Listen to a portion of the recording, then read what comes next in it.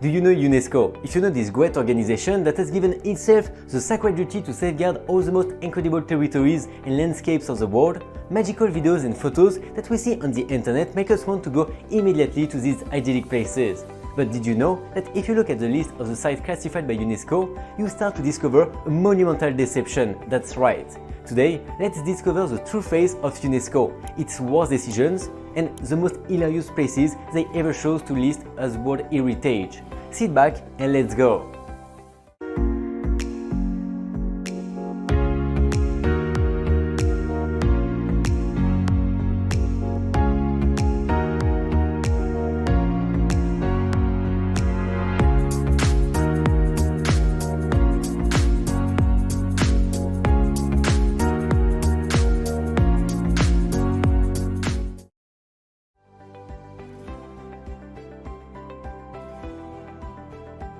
The St. Geran Early Man site is an archaeological and paleontological site located in the province of Jawa Tengah, or Central Java, on the islands of Java, Indonesia.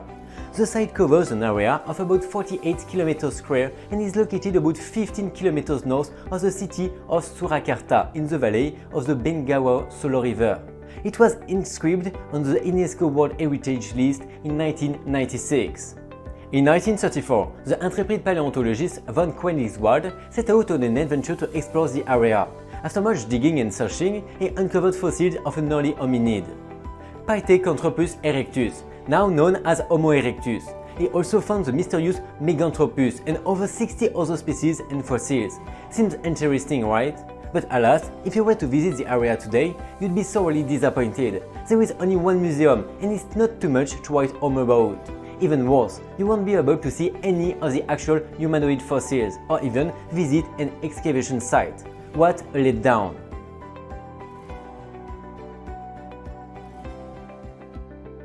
Once upon a time, in a magical valley known as My Son in Quang Nam, Vietnam, lies a sanctuary. It was a collection of marvelous, if somewhat decayed, Hindu temples, assembled between the 4th and 14th centuries by the elusive Champa kings. These temples venerated the great Shiva, known as Bhadreshvara to the locals. The valley served as a sacred spot, enjoying rituals from the ruling dynasty, as well as a burial place for Champa stars, both behind and beyond the grave.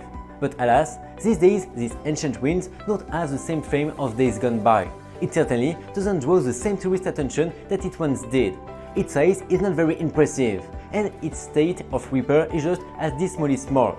The ruins are ruined, indeed. And that's why you rarely see any tourist traffic or brave adventurers in the valley.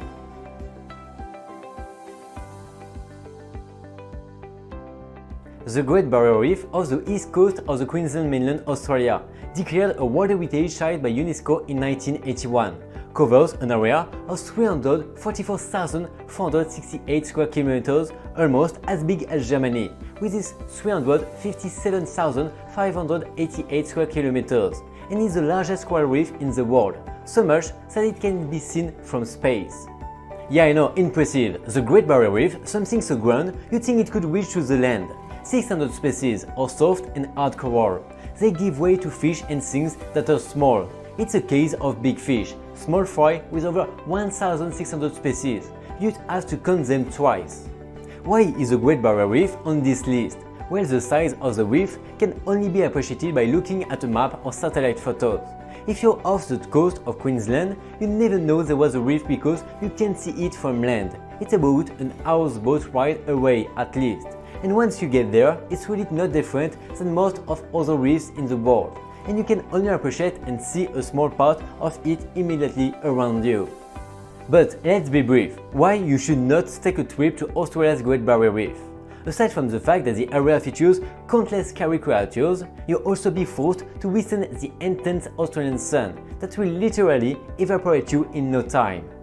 Although you won't be the only creature in the water, as the jellyfish are always ready to knock you unconscious with a sting, and the sharks will happily munch on you for lunch. So unless you are prepared to put your life on the line, we suggest you stay out of the Great Barrier Reef.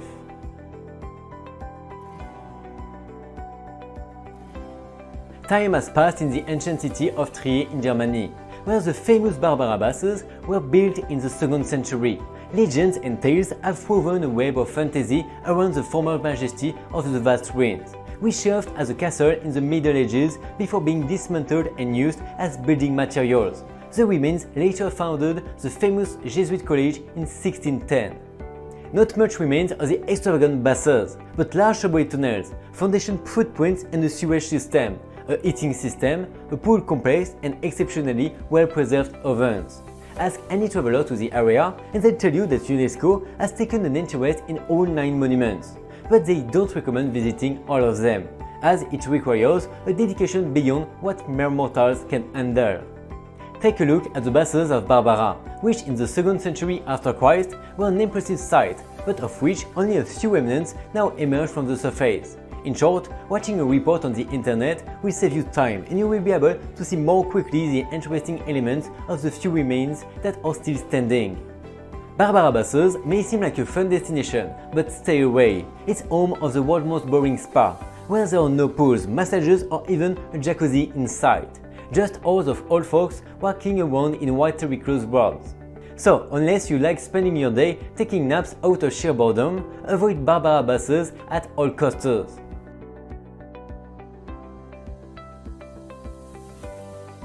The changing sites cover an area of 10,000 square kilometers in a hilly region of Yunnan province in southern China and have yielded fossils from the Lower Cambrian, some 520 million years ago, in an extraordinary state of preservation. In fact, not only skeletons and hard tissues, but also some parts and traces of a great variety of organisms have been found, testifying to the diversification of life on Earth. Hundreds of juvenile specimens have been found at one of the sites, which has also made it possible to study the development of many of these animals. As a category, place where many fossils have been found might tell you that it is a boring place, since you're basically looking at a landscape where archaeologists have removed all the interesting things. You are unlikely to wander around and stumble upon a T-Rex skull.